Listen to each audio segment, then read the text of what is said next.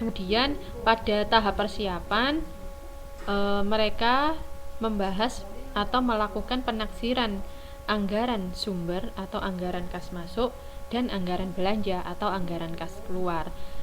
Di sini kalau teman-teman buka tabel 9.2, di situ ada anggaran sumber dan belanja negara. Jadi contohnya sumber itu, contohnya anggaran sumber itu apa saja dan belanja apa saja ada di tabel ini.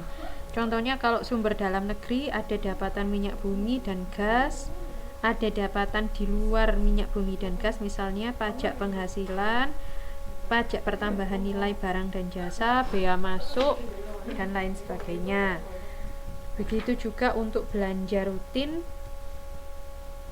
ada belanja pegawai, ada belanja barang, subsidi, dan lain sebagainya.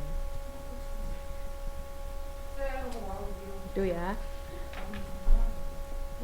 Ini teman-teman biar tahu saja macam-macam masukan dan keluaran, macam-macam anggaran masuk atau sumber dan anggaran belanja atau kas keluar. Oke. Kemudian ini adalah cara mengajukan rancangan anggaran kepada DPR. Tahap pertama, dalam sidang paripurna, Presiden memberikan gambaran umum mengenai kebijakan yang akan ditempuh untuk tahun yang akan datang berkaitan dengan pengeluaran dan sumber dana negara. Tahap kedua, pembahasan rancangan anggaran secara mendetail antara Komisi Anggaran DPR dan pemerintah, yaitu Menteri Keuangan dan Ketua Bappenas. Tahap ketiga, sidang paripurna lanjutan dihadiri oleh seluruh anggota DPR dan menteri atau ketua lembaga yang menguasai bagian anggaran. Mereka menelaah rancangan anggaran. Jika disetujui, maka disahkan menjadi undang-undang. Kalau tidak disetujui, maka akan menggunakan anggaran tahun lalu kalau di sini keterangannya. Oke. Ini adalah 3 tahap pengajuan rancangan anggaran kepada DPR. Gitu. Ini pelaksanaan anggaran. Ada di gambar 9.1.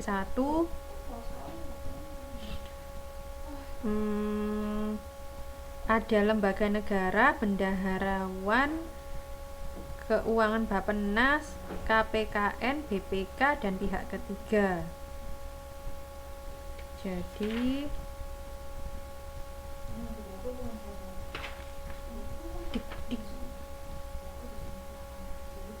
daftar isi kegiatan. Pertama, daftar isi kegiatan dari departemen atau lembaga negara diberikan kepada bendaharawan. Habis dari bendaharawan, kemudian mendapatkan SKO, surat keputusan otoritasi. Habis dapat SKO ini ada di bendaharawan dan juga dikirim ke KPKN. KPKN itu adalah kantor perbendaharaan kas dan negara. Surat keputusan orientasi ini kemudian oleh bendaharawan menjadi SPP atau surat permintaan pembangunan. SPP ini nanti diberikan kepada KPKN, dari KPKN dibuat SPM LS, surat perintah membayar langsung. Habis itu dari KPKN surat perintah membayar langsung ini diberikan ke pihak ketiga, juga diberikan kepada bendaharawan. Lalu keluar dari SPM ini menjadi LKK, laporan keadaan kas. Jadi disimpan menjadi LKK, kemudian LKK ini kembali ke departemen negara, departemen atau lembaga yang bersangkutan. Jadi garisnya arahnya diikuti saja seperti itu. Oke. Ini untuk bagian arus pelaksanaan anggaran belanja. Kemudian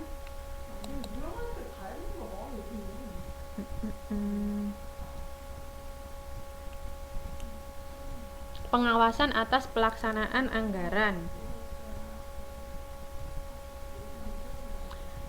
Ada dari segi asalnya, ada dari segi tempat, ada dari segi kebenaran, segi kegiatan.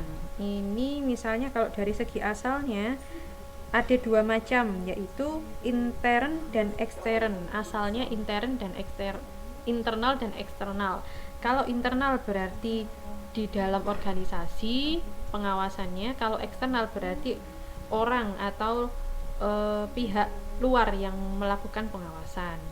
Kalau tempatnya pengawasan dari dekat atau pengawasan dari jauh. Kalau kebenarannya kebenaran formal menurut hak dan pengawasan kebenaran material mengenai maksud pengawasan. Jadi itu kalau dari segi kegiatan ada preventif, ada represif. Kalau preventif berarti pengawasan dilakukan terhadap suatu kegiatan sebelum kegiatan itu dilaksanakan, sehingga diharapkan dapat mencegah terjadinya penyimpangan. Jadi prevent itu mencegah, preventif ini termasuk dalam segi kegiatan. Kalau represif yaitu pengawasan suatu kegiatan setelah kegiatan itu dilaksanakan. Represif setelah itu. Kalau pelaksanaan pengawasannya dilakukan oleh BKP, Inspektorat Jenderal Departemen dan lembaga pemerintah non-departemen, kemudian Inspektorat Wilayah Provinsi, Inspektorat Wilayah Kabupaten, dan Inspektorat Jenderal Pembangunan. Tuh.